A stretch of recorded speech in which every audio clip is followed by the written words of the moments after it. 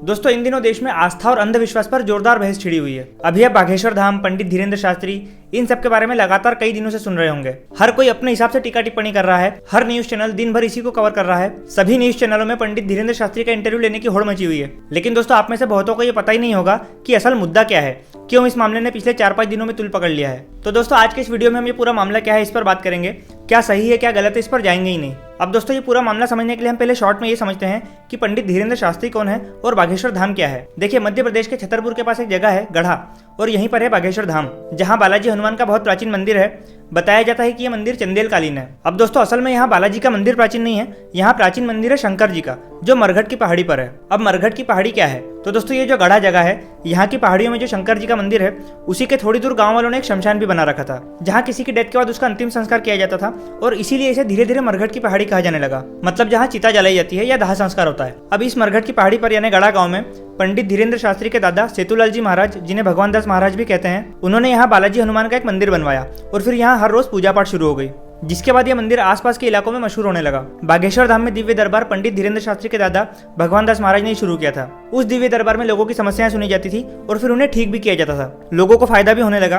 तो ऐसे करते करते समय के साथ बागेश्वर धाम के भक्त बढ़ते चले गए। फिर दोस्तों साल 1996 में जन्मे धीरेन्द्र शास्त्री ने अपने दादा के बाद बागेश्वर धाम की कमान अपने हाथ में संभाली। कहते हैं कि पंडित धीरेन्द्र शास्त्री ने महज 11 साल की उम्र में ही बागेश्वर धाम में बालाजी हनुमान की पूजा पाठ शुरू कर दी थी। अपने दादा के बाद पंडित धीरेन्द्र शास्त्री ही दिव्य दरबार लगाते हैं और लोगों की समस्याएं दूर करते हैं। अब दोस्तों धीरेन्द्र शास्त्री पूरे देश में फेमस क्यों हैं? लाखों की तादाद में इनके भक्त क्यों हैं? अकेले यूट्यूब पर ही इनके 3.5 मिलियन से ज्यादा सब्सक्राइबर हैं। तो देखिए वो इसीलिए क्योंकि पंडित धीरेन्द्र शास्त्री लोगों की समस्या बताने से पहले ही उसे जान जाते हैं और लोगों के बताने से पहले ही वो उसे एक पर्चे पर लिख कर रख लेते हैं। अब दोस्तों यहीं से शुरू होता है विवाद। कुछ लोग इसे पाखंड, अंधविश्वास, जादू टोना या ढोंग भी कहते हैं। उन्हीं में से एक है श्याम मानव, जो अंधश्रद्धा निर्मूलन समिति के फाउंडर हैं। दोस्तों महाराष्ट्र में अंधश्रद्धा को लेकर एक कानून है, Maharashtra anti superstition and black magic act, जिसके तहत आप ये अंधविश्वास, जादू टोना, झाड़ फूक, भूत प्रेत जैसी चीजों को बढ़ावा नहीं दे सकते। अब दोस्तों नागपुर में पंडित धीरेन्द्र शास्त्री की रामकथा चल रही थी। तभी अंधश्रद्धा निर्मूलन समिति ने बागेश्वर धाम सरकार पर यह आरोप लगाया कि ये अंधविश्वास फैलाते हैं। उन्होंने धीरेन्द्र शास्त्री को ये चैलेंज किया कि उस रामकथा में उनकी समिति के कुछ लोग आएंगे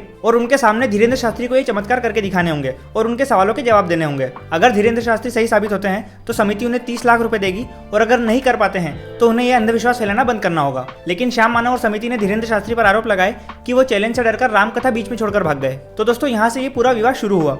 लेकिन अब सबसे इंटरेस्टिंग चीज भी यहीं से शुरू होती है। अब बारी आती है पंडित धीरेन्द्र शास्त्री की। वो रायपुर में अपनी सफाई पेश करते हैं, जहां उनकी अगली कथा या दरबार चल रहा होता है। वो इस पूरे विवाद पर कहते हैं कि वो नागपुर से चैलेंज के डर से कथा छोड़कर नहीं आए थे, उनका पूरा शेड्यूल तय था। नागपुर के बाद रायपुर में उनका कार्यक्रम होना था। फिर भी उन्होंने श्याम मानव का चैलेंज एक्सेप्ट करते हुए कहा कि श्याम मानव, उनके ऑर्गेनाइजेशन और पूरी नेशनल मीडिया रायपुर आए, वहां सबके सामने लाइव वो साबित कर देंगे जो वो करते हैं। अब दोस्तों श्याम मानव तो नहीं आए, लेकिन पूरे देश की मीडिया जरूर पहुंची, और उसके बाद जो हुआ वो शायद आपने टीवी यूट्यूब पर देख ही लिया होगा कि कैसे पंडित धीरेन्द्र शास्त्री ने पूरी मीडिया को चैलेंज किया कि आप खुद डिसाइड कीजिए और किन्हीं 2 पत्रकारों को यहाँ भेजिए। फिर एक लेडी पत्रकार आती है, धीरेन्द्र शास्त्री उनसे कहते हैं कि वो खुद जाएं और पंडाल में से किसी को भी वो खुद चुन कर लाएं। वो जिसको भी लेकर आएंगी, पंडित जी पहले से ही उसका नाम, वो कहाँ से है और वो क्या सवाल पूछने वाले हैं, वो पहले से एक पेपर पर लिख कर रख लेंगे। और ऐसा हुआ भी, और ऐसा ही एक दूसरे रिपोर्टर के साथ भी होता है। ये सारे वीडियोस यूट्यूब पर हैं, आप देख सकते हैं। अब दोस्तों ये आस्था है या अंधविश्वास है, ये आप खुद डिसाइड कीजिएगा। मैं किसी का सपोर्ट नहीं कर रहा हूँ, ना सही ना गलत बता रहा हूँ। लेकिन अगर इसमें कोई साइंस की बात करता है तो मैं उन्हें 2 बुक सजेस्ट करता हूँ, the power of your subconscious mind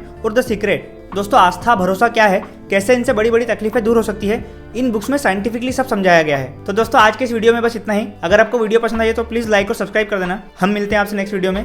धन्यवाद। जय हिंद।